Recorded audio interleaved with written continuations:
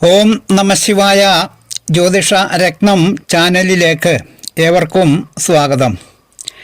ജ്യോതിഷത്തിൻ്റെ കാഴ്ചപ്പാടിലൂടെ കാണുമ്പോൾ പ്രപഞ്ചത്തിലുള്ള എല്ലാ ചൈതന്യ ശക്തികളെയും ശുദ്ധമാക്കി പ്രസരിപ്പിക്കുന്ന ഗ്രഹം വ്യാഴമാണ്.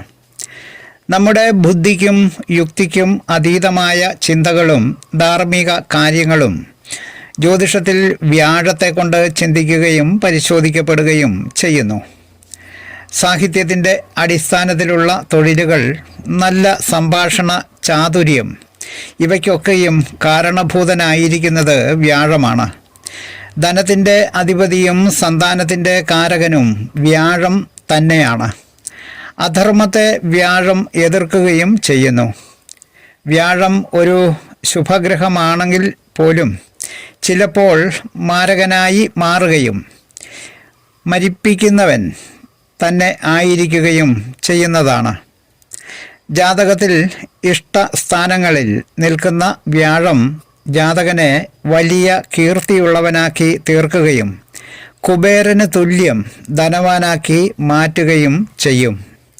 എന്നാൽ വ്യാഴം ശുക്രനോട് ചേർന്ന് യോഗം ചെയ്ത് നിന്നാൽ വ്യാഴത്തിൻ്റെ ബലം കുറയുകയും ശുക്രൻ്റെ ഫലദാനശേഷി വർദ്ധിക്കുകയും ചെയ്യും.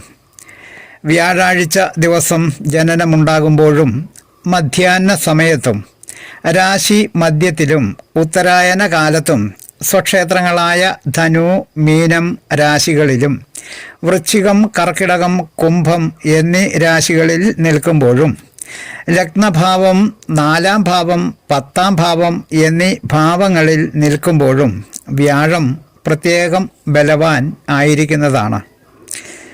വ്യാഴത്തിന് 3-ാം ഭാവാധിപത്യം, 6-ാം ഭാവാധിപത്യം, അഷ്ടമാധിപത്യം അതായത് 8-ാം ഭാവാധിപത്യം എന്നിവകൾ സംഭവിക്കുന്നതും അഷ്ടമത്തിൽ സ്ഥിതി വരുന്നതും വിശേഷപ്പെട്ട യോഗ ലക്ഷണങ്ങളാണ്. അടുത്തതായി വ്യാഴം ഓരോ രാശികളിലും നിൽക്കുമ്പോൾ ജാതകർക്ക് ഉണ്ടാകുന്ന ഫലങ്ങൾ പറയാം. വ്യാഴം ചൊവ്വയുടെ ക്ഷേത്രങ്ങളായ മേടത്തിലോ വൃശ്ചികത്തിലോ നിൽക്കുമ്പോൾ ജനിക്കുന്നവർ സേനകളിൽ നായക പദവികൾ ഉള്ളവരോ സമൂഹത്തിൽ നേതൃസ്ഥാനത്ത് ഉള്ളവരോ കുലമുഖ്യനോ ആയിരിക്കുകയും നല്ല സന്താനഭാഗ്യവും ധനവും ഉണ്ടായിരിക്കുകയും നല്ല ഭാര്യ ഉണ്ടായിരിക്കുന്നവനും ഉദാരശീലനും ധർമ്മിഷ്ഠനും കീർത്തിമാനും ആയിരിക്കും. അടുത്തത് ശുക്രൻ്റെ ക്ഷേത്രങ്ങളായ ഇടവം രാശിയിലോ തുലാം രാശിയിലോ വ്യാഴം നിൽക്കുമ്പോൾ ജനിക്കുന്നവൻ ശരീരസുഖവും അനുഭവ ഗുണവും ഇഷ്ടം പോലെ സമ്പത്തും ബന്ധുക്കളും ഉള്ളവനും എല്ലാ ജനങ്ങൾക്കും പ്രിയപ്പെട്ടവനും ഔദാര്യമുള്ളവനും ആയിരിക്കുന്നതാണ്. അടുത്തത് ബുധൻ്റെ ക്ഷേത്രങ്ങളായ മിഥുനൻ രാശിയിലോ കന്നി രാശിയിലോ വ്യാഴം നിൽക്കുമ്പോൾ ജനിക്കുന്നവൻ അനവധി ഗ്രഹോപകരണങ്ങൾ സമ്പാദിക്കുന്നവനും പുത്രന്മാരും ബന്ധുക്കളും ഉള്ളവനും വളരെ ഉന്നതമായ അധികാര സ്ഥാനങ്ങളിൽ എത്തുന്നവനും ആയിരിക്കും.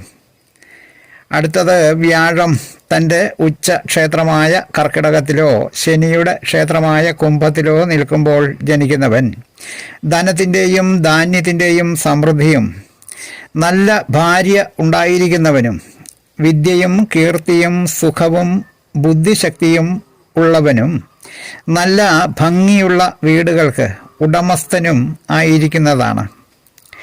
സൂര്യൻ്റെ ക്ഷേത്രമായ ചിങ്ങം രാശിയിൽ വ്യാഴം നിൽക്കുമ്പോൾ ജനിക്കുന്ന ജാതകൻ സമൂഹത്തിൻ്റെ നേതാവായിരിക്കുന്നവനും കുലമുഖ്യനും സുഖവും സമൃദ്ധിയും നല്ല ഭാഗ്യവും ഉള്ളവനും ആയിരിക്കും.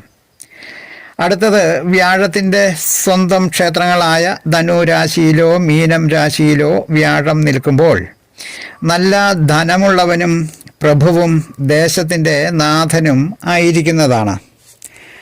അടുത്തത് വ്യാഴത്തിൻ്റെ നീച രാശിയും ശനിയുടെ ക്ഷേത്രവുമായ മകരം രാശിയിൽ വ്യാഴം നിൽക്കുമ്പോൾ ജനിക്കുന്നവൻ ധനപുഷ്ടി തീരെ ഇല്ലാത്തവനും ദേഹസുഖം തീരെ കുറവുള്ളവനും ഉചിതമല്ലാത്ത പ്രവൃത്തികൾ ചെയ്യുന്നവനും ആയിരിക്കുന്നതാണ്.